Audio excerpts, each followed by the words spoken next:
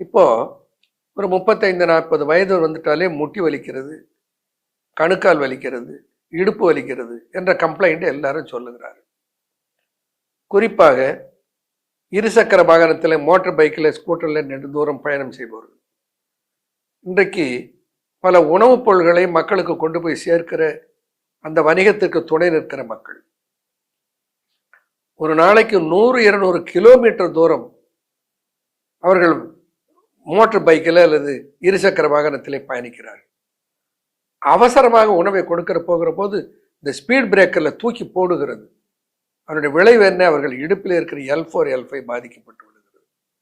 இந்த இடுப்பு வலி, இந்த இடுப்பு வலியில கொஞ்ச நாள் கஷ்டப்பட்டு அப்புறம் என்ன ஆகிறது?